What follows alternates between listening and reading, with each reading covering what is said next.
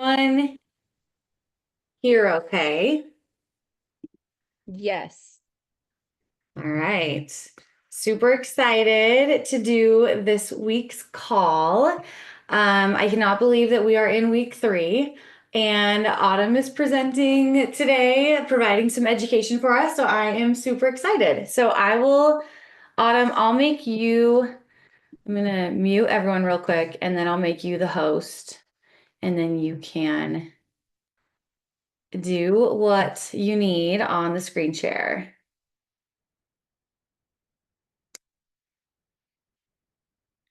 You are muted though, Autumn, because I think I muted everyone. There we go. Okay, so let me get my share screen up here. Advanced portion.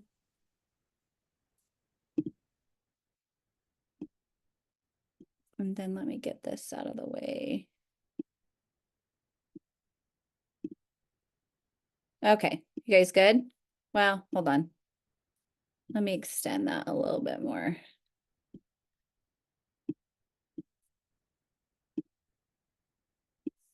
Okay. Welcome to this week's. Can you guys see my screen okay?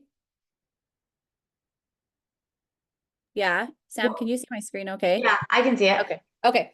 Welcome to this week's Zoom call for Goddess of Gains. I'm just trying to get my thing up here.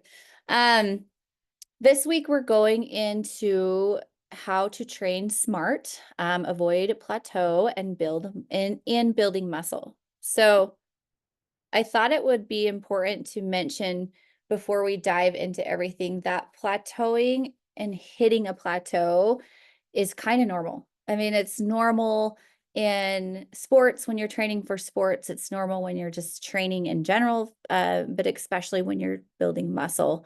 And the key is just to kind of step back and address, the outlets going into it and what you can shift around. So if you've ever felt like you're putting in effort at the gym and not seeing the results you want, that's kind of a really common thing. And we're just going to kind of move through some things to look at on your end to help shift that around. Your weights maybe feel really heavy. Your runs feel long and slow. Even though you feel like you're working really hard, you're just not seeing that progression that you want. Really, like I said, um, 3 to 6 months of training, you'll hit a plateau. Okay. It's a typical time frame for that. But it doesn't mean that you're failing. Like I said, it's just part of the process. And there's just some things that you can tweak to make it a little bit easier. So today we're talking about how you can train smarter, not harder. The older you get, that will be the one thing that you will always have to keep in mind because progression is different, advancing is different, and it's hard to tell yourself, I'm just going to keep adding more and more.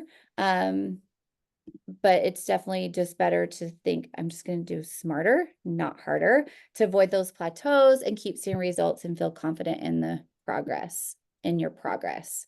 So training smart and avoiding plateaus, understanding how to structure training intelligently, learn strategies to avoid and overcome plateaus is really important.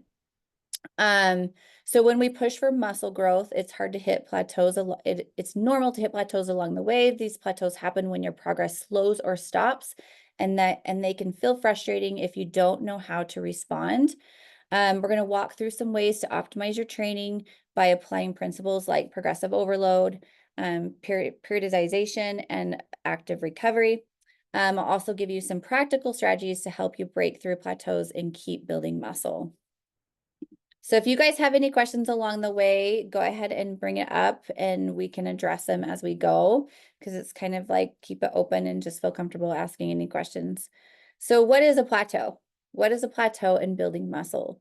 This is a period where progress stalls. I felt it many, many times. Anybody who's hit the weight room has felt it. Anybody who's trained for a sport has felt it. So it's a very, very common thing. No change in strength. That's probably the first thing. Fatigue or muscle, and you won't see any muscle size growth. So strength muscle size will diminish, and motivation and performance are huge. That'll diminish. And then of course, increased fatigue.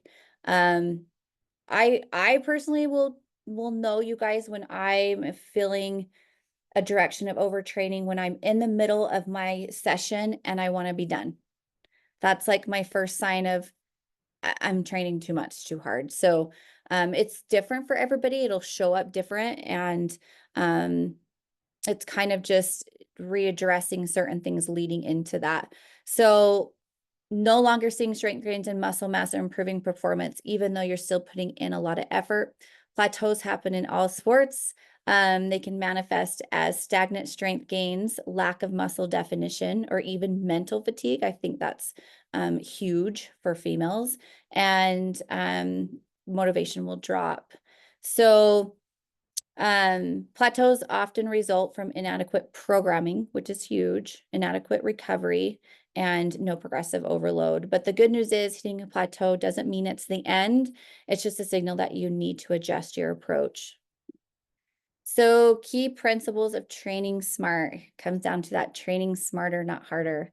Progressive overload. We've talked about this for 3 weeks. We've kind of slammed that in. Gradually increasing training stimuli. So to me, training stimuli is multiple different things. So that can be from tempo, adding a tempo. That could be from increasing reps. That could be adding weight, obviously, and progressing from week to week. To me, is progression. So it doesn't necessarily mean that each week, if you're not hitting your weight that you want to or should be with that progression, means that you're that week that's a plateau. What it kind of means is that you just need to change it up a little bit, maybe add a tempo, um, 1 or 2 different reps. And just as long as you feel it being harder each and every single session, then you're still gradually progressing. I want Uh, Autumn, can I add to that too? yeah, Like, if you have a session where you aren't progressing, that doesn't mean you have hit a plateau. So just know that. Like, you could have be coming off of travel. You could be having a stressful week. You could be having hormone fluctuations. Like, I would say too, and also you might not increase in weight, but maybe like your form looks better. Maybe you look a little bit better under that same weight than you did last week. So just like knowing that I really wouldn't change things up until it's probably been like 3 to 4 weeks where I'm kind of hit like not seeing progress.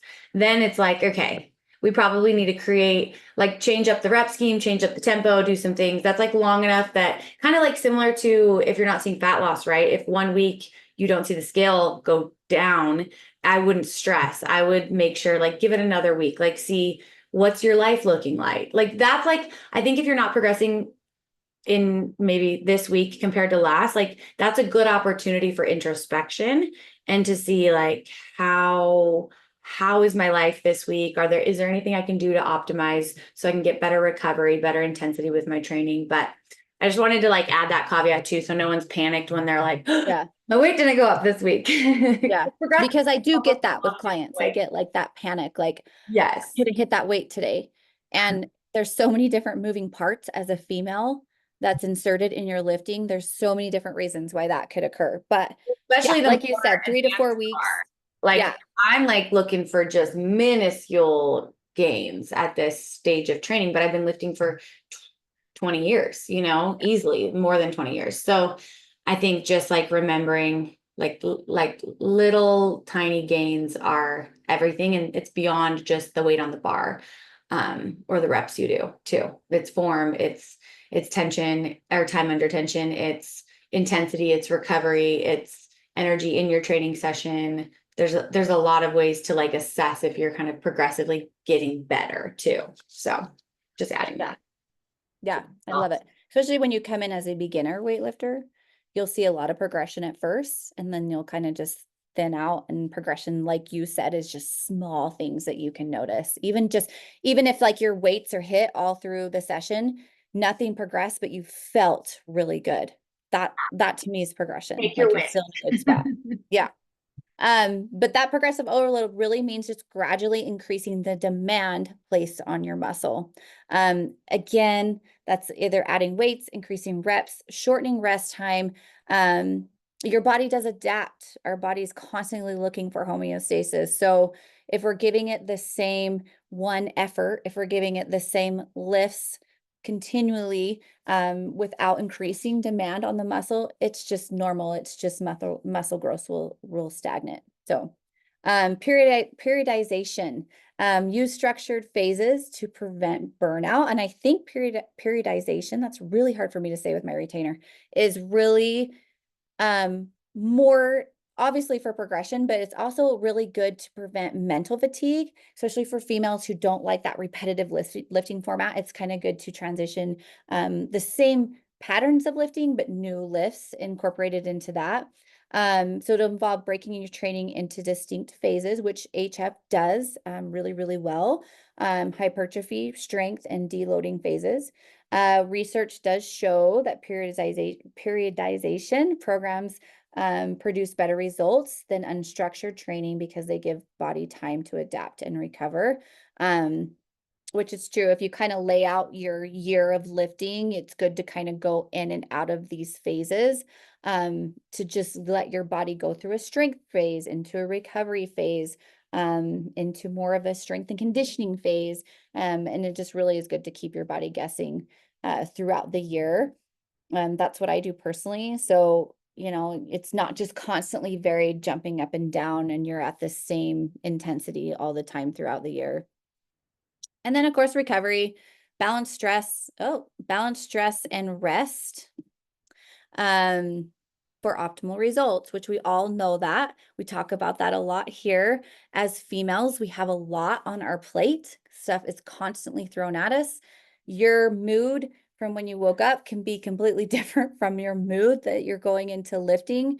And that plays a big toll. So it's just hard sometimes to have so much in our bucket. And then we are constantly asking for these demands in the gym. So you really have to be where your stress levels at, what's going on with work, what's going on with family, and maybe not adding more volume at that time, maybe focusing more on sleep and recovery and getting a good sweaty gym session in is sometimes better than adding more and more and more. Um, and then the common causes of plateaus is one, of course, the lack of variation. Same exercise over time, inadequate recovery, insufficient sleep or rest days, poor nutrition, not meeting energy or protein needs, inconsistent tracking, and then no way to measure progress.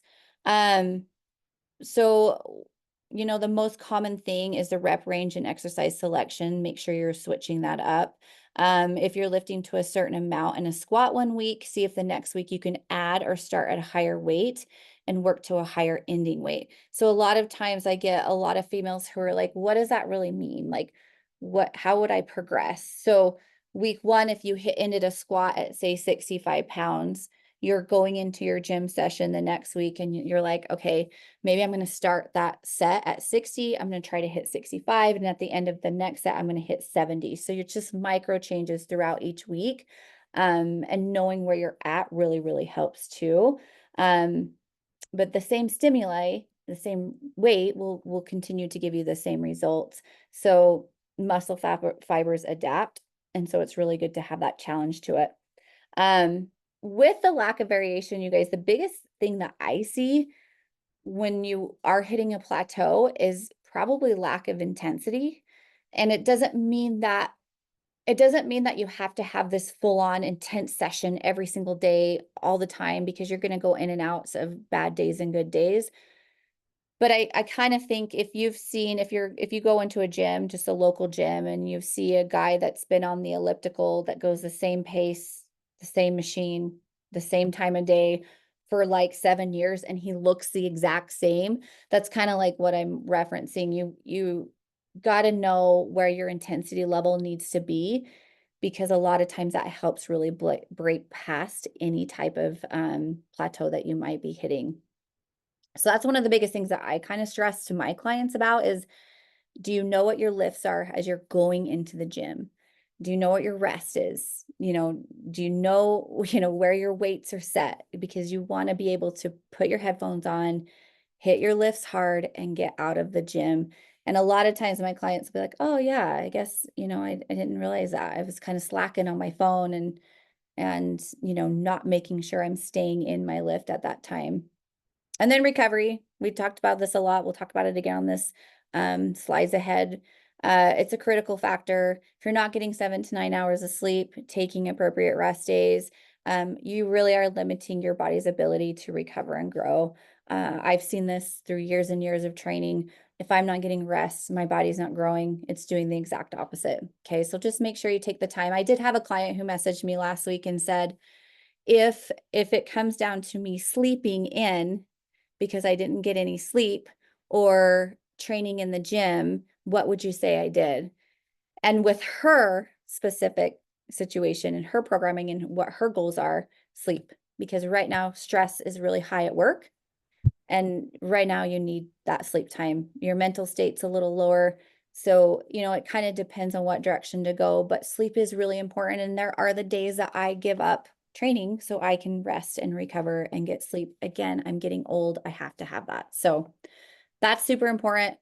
Poor nutrition, you'll notice it, you'll see it, you'll feel it. That's going to hold you back huge. And us right now, that's the bottom because we're all working on getting our protein in. We're all working on where our fiber is coming from. We're getting water in. We're just really paying attention to supporting our muscle repair and growth.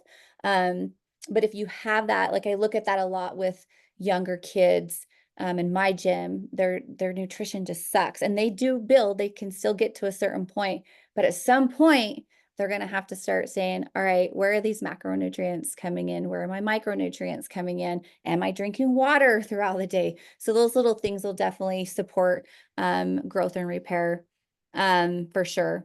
And then inconsistent tracking. It's kind of funny. I don't want to say I came into weightlifting because I was always weightlifting, but when you come out of CrossFit, you don't really like track everything all the time, right? I mean, you do kind of to a point, but not really.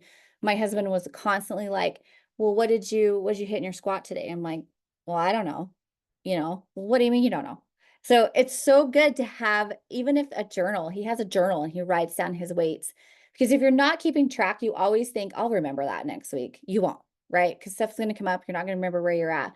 So keeping track somehow, whether that's, I tell the ladies at my gym in my class, keep track on your phone in your notes. My back squat, I ended at 125. My deadlift, I ended at 135.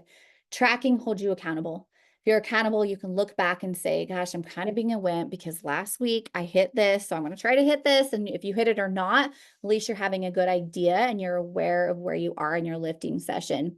So track somehow. We're really great in the app. You can track in the app. If that doesn't work for you, my brain doesn't work that way. I'd have to write it out.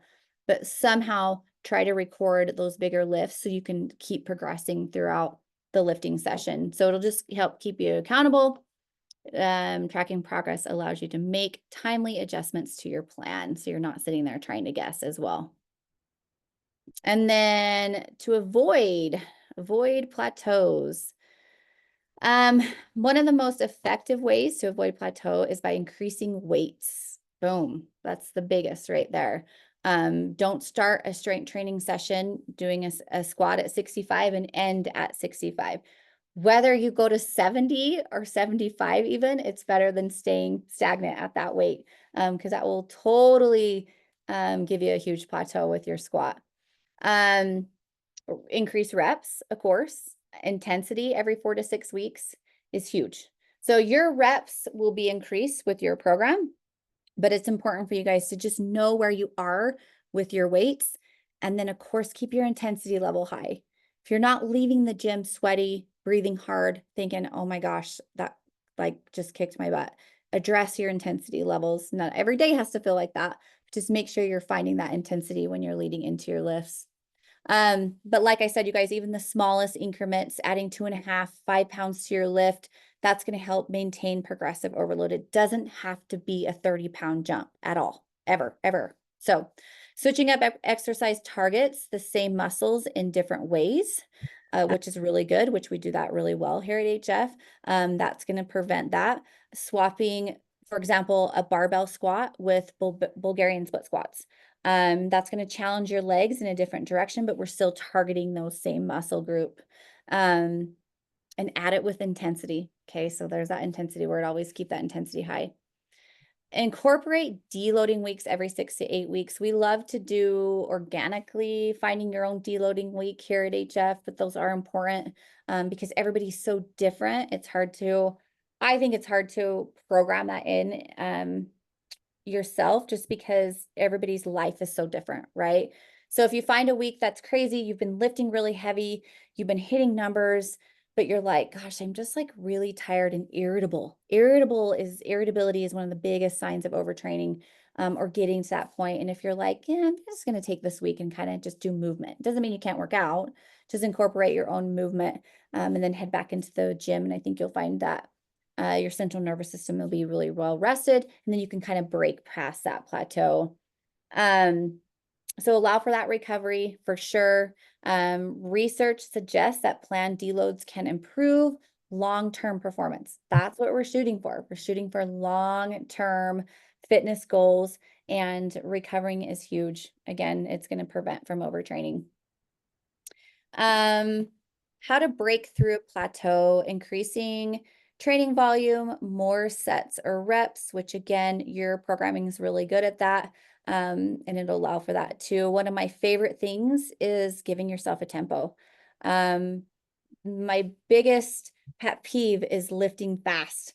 And it's a culture that we've all created for ourselves because we've got ingrained of 3, 2, 1, go. And that's super fun, right? There's a time for that. There's a time to lift weights fast, but really having a mind body connection with what you're lifting goes a long, long way. So if you've ever just sat back and said, what am I lifting when I'm squatting? Like, am I thinking about my quads? Am I thinking about my glutes? And putting your mindset in that lift by adding a tempo. And it could be something as easy, you guys, as 1, 2, hold at the bottom, 1, 2, hold at the top. That's going to have a huge impact on muscle tissue growth. So it's the slow eccentric movements will help a ton. And then focus on your weak points with accessory work. A lot of times this is hard to do because we get rushed. We're limited on time. My favorite thing to do this is when I'm cleaning the gym. My weights, not cleaning the gym, but when I'm cleaning up my weights, I focus on accessory work, and then I'm putting my weights away as I'm doing that because that's a huge way to help each day, trying to just be mindful of those things that are hindering you and working on them. So like for example, you guys, if your deadlift is stalled, adding accessory exercises like Romanian deadlifts will help support you increasing your deadlift weight. Hamstring curls can target those limiting muscle groups as well. So they're supporting muscle groups, the big muscles, and doing that really helps break through a plateau for sure. And then, Got yeah, a question. With a deload week, is it effective to do the same workouts you've been doing, just lower intensity and weight, or do something more chill and mobility focused? Or is it just more whatever feels good? I think it could be any of the above, right? yeah, that's a good question. That's a really good question because it depends. It'll be different for everybody. But I would say personally, for your mental state, to go out of the gym, I right? agree. It- That just would be just my me preference. personally. I'm Yeah. excited to get back in and training, like where if you're Yes. doing the same workout, but just at a lower weight and intensity, for me, that would be almost as mentally taxing. Like I Yeah. would just mix it up and do something fun in the gym, or or for me, usually I take a deload just because I'm traveling. So then it's like, what kind of workouts can I do while I'm traveling to maintain my fitness? But like maybe work out with my kids or with Craig or go on a run or get outside. Or so if you don't need to take a deload week, you're not like forced into one with travel, or just like a sickness or whatever, then I would say do whatever sounds fun to you, knowing intensity should be lower. So if it sounds fun to do the same workout at a low intensity, then like do that. But Right. Right. if it sounds fun to go outside, then go on a hike, do something fun. Yeah. Because you want to have your mind right when you're lifting. And so Like to a get mental yourself, too. yeah, to get yourself separated from the gym will be really refreshing. And so when you return, you're like, ah, this was great. Yeah. That's a really good question. So importance of tracking progress. I talked about that, the number part. Okay. It's good to track your weights, your reps, and your rest time, but it's also really good to track your progress as far as your body composition goes, right? These my favorite are photos because I can see in photos clients' bodies changing, even though they probably can't. I can see, the shoulders are rounding out, the quads are rounding out, midsections are leaning out, and it's important for you to have that. So when you do feel like I'm just in here spinning my wheels and I don't feel like anything's happening, well, no, let's take a step back and let's split screen some photos. The body's going to change like crazy, especially with what we're working on right now. So track your progress, even if you're doing this on your own at home. If it's just taking photos every Sunday, if it's just taking a waist and a hip measurement, something to have that so you can track your progress, will also really hold you accountable. Um, and then of course, adjusting your program every 4 to 6 weeks, will really, really help. So make sure you're finding yourself somehow tracking your progress. I give myself the summer and I don't track. I just am like, meh, I'm just going to work out. I'm going to lift, whatever. But as soon as I start transitioning into fall, it's good to have that accountability piece for myself, because it's more of a push as well. So doesn't have to be all year long, but just find yourself, in those times where you're really working on gains, have a way to track what you're doing. I love that. Yeah. That kind of fits into the natural theme for what you want to do too. Like I like to spend more time outside in the summer and just like a little bit less emphasis in the gym. Not everyone's that way. And then in Right. the winter, I'm like, okay, I need to get in the gym. It's for my mental Yeah. health. It feels better. So it's kind of more natural to like set some goals to keep up that habit in the winter time when you don't want to do anything, but also it's not as fun to get outside. So Right. I love that. Yeah. Go hard in the gym when Yeah. it's When it is the only fun thing to do. right. Right. Not really, but But kind of. yeah. Okay, so when to adjust your program? Again, I would say lack of progress between 2 to 4 weeks, 2 to 3, 4, however you're Yeah. feeling there. Um, Something needs to change. This could mean increasing weights, adjusting your reps, or modifying a workout split. Feeling constantly fatigued or unmotivated. If you're feeling constantly fatigued and unmotivated, for sure give yourself a deload week first. And then think, okay, if it's still that same nature going into the gym and you just feel that resistance to get there, change it up. And I mean, I'm down for switching completely, totally something new, but um, eh, give yourself a deload week before you go into changing things up. And then persistent joint pain or soreness for sure.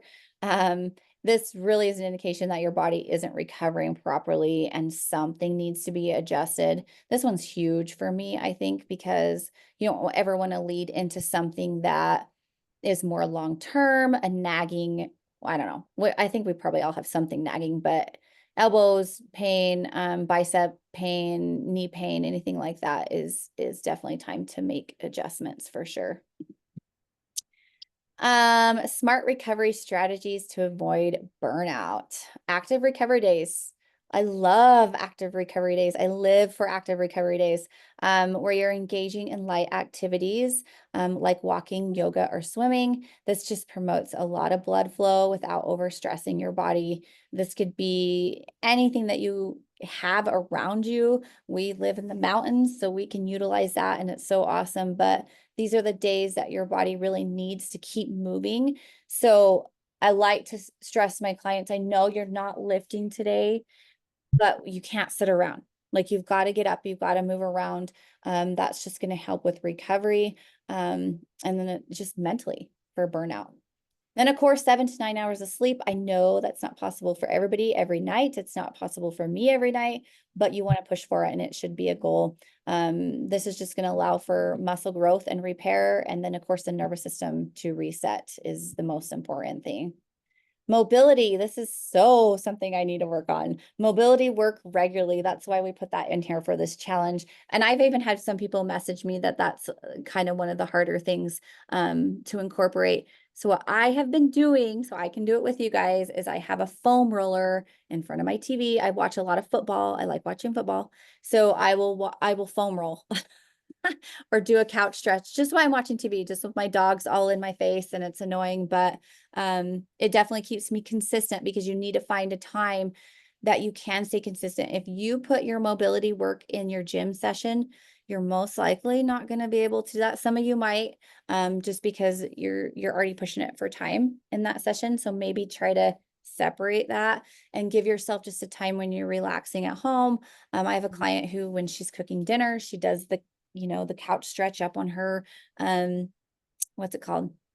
Her kitchen counter, right? So she gets her legs up, she's stretching, it works. But this is definitely something that's going to improve flexibility. It's going to help with stiffness, and then of course, reduce injury. And incorporating these practices consistently will keep progress moving forward. Again, work smarter, not harder. So again, you guys, we have a Q&A. I can't see that really well on my thing here. So shoot out any questions if you guys have them. Somebody has a question about deload week. I think we did Is it that. effective to do the same workouts you've been doing? What was that? Oh, I missed. Yeah, I think we did that one. Did we do that one? I can't see them for some reason. That's weird. Oh, wait, never mind. Just asking if it's Yeah, we did that one, but I'm like seeing some from prior week now. That's so weird. Is anyone else? Mm-mm. I think this must be a new setting. It's like doing all of our Goddess of Gains cohort calls chat for me. Weird. Anyways, I was just seeing if there was anything that we didn't answer last time. Someone asked, would Pilates fall under mobility? How much weight is too much to gain each week? We talked through that last time, so I think that we did. Yeah.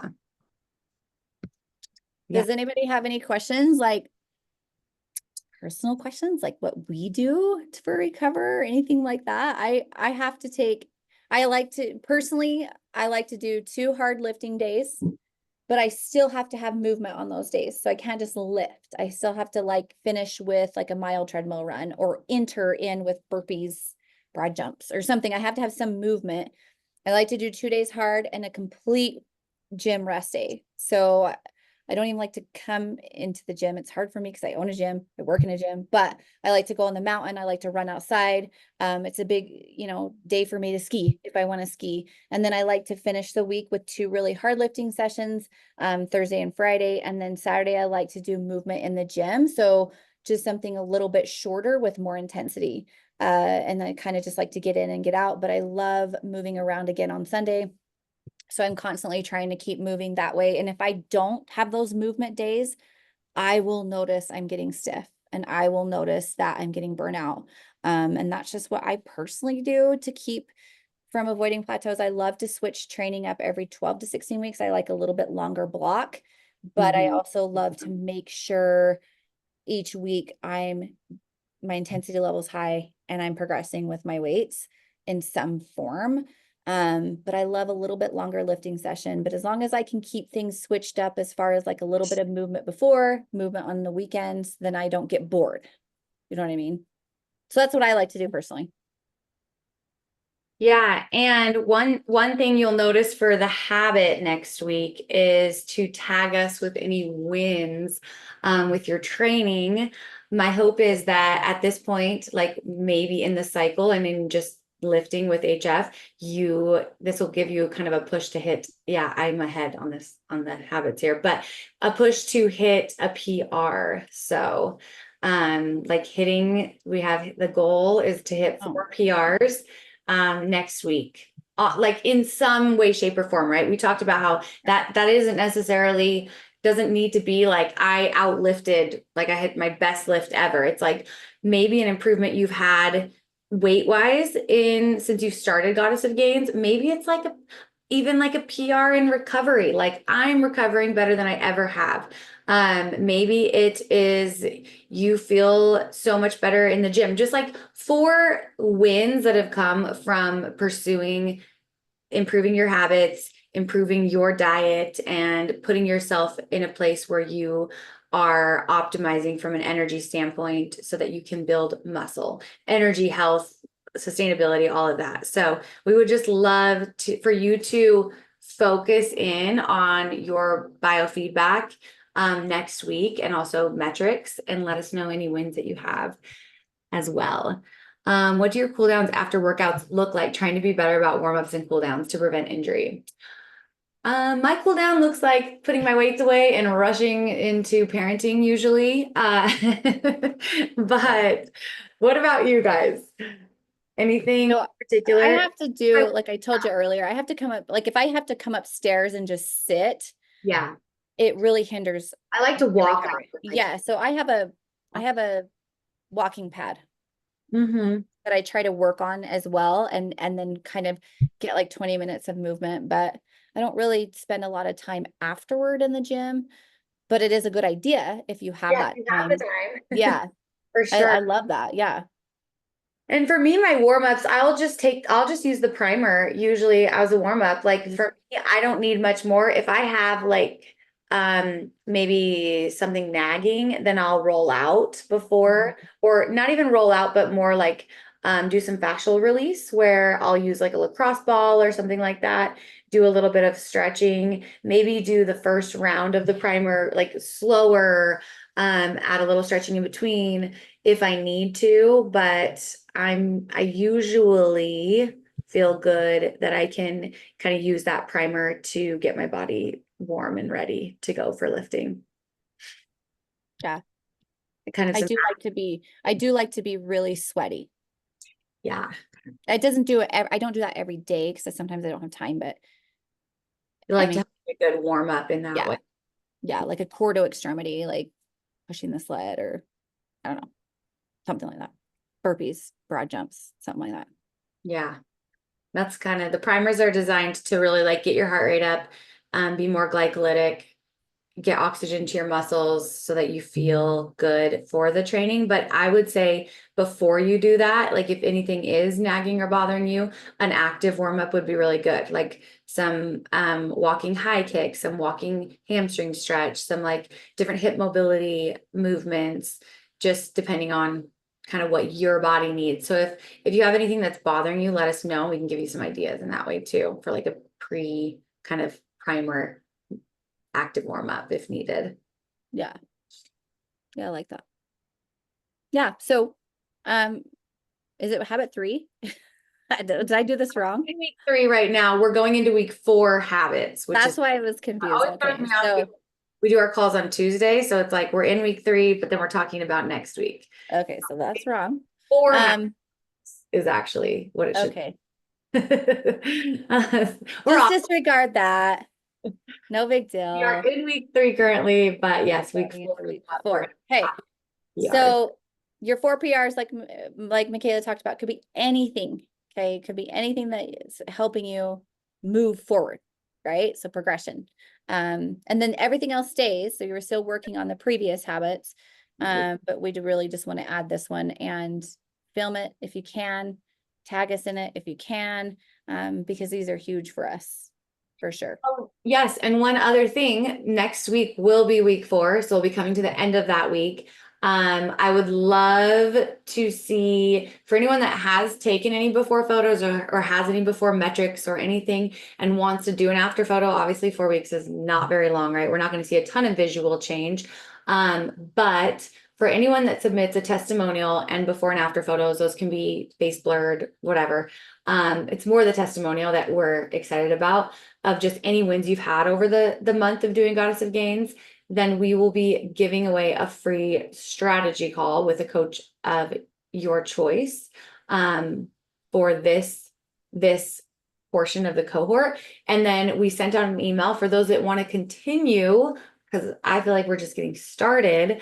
We are going to do a momentum cohort that will be 2 more months. So it'll be, you got an email about it on Sunday. We'll probably send out another one with more information on it, but it'll be bi-weekly calls, continued Q&A, continued support and accountability in the app. Also kind of adjusting macros as needed over the next 2 months. So that is an option. If anyone wants to join the momentum cohort and has questions, let us know on that. And then I can post the link for signups on that in the group today as well. So. And then if you want to talk about the one-on-one coaching too, if you want more specified help, then we have the Black Friday one-on-one coaching sale too. We are doing a 10% off sale on all of our one-on-one coaching right now, which is something we haven't done for 2 years for new clients. And you can access that on the website, hungryfitness.co, and just put the code Black Friday in. And then when you fill out an application, Sam and I will review that and choose which coach we feel would be the best fit for you. And you can get started now or in January. So whatever works best for you. But that sale goes till December 2nd. So if you have questions on either of those, the momentum cohort or one-on-one coaching, just let us know. And in the meantime, we're so excited to finish week 3 strong, go into week 4 together, and keep up with the lean gains and feeling amazing. Yeah. And then I was going to tell you guys also, if you have questions about the presentation today, if you didn't want to ask them here, just shoot them in the group and I'll get on later today and get those answered. Cool. Thanks, Autumn. Yeah, thank you, Everyone. hey, see ya.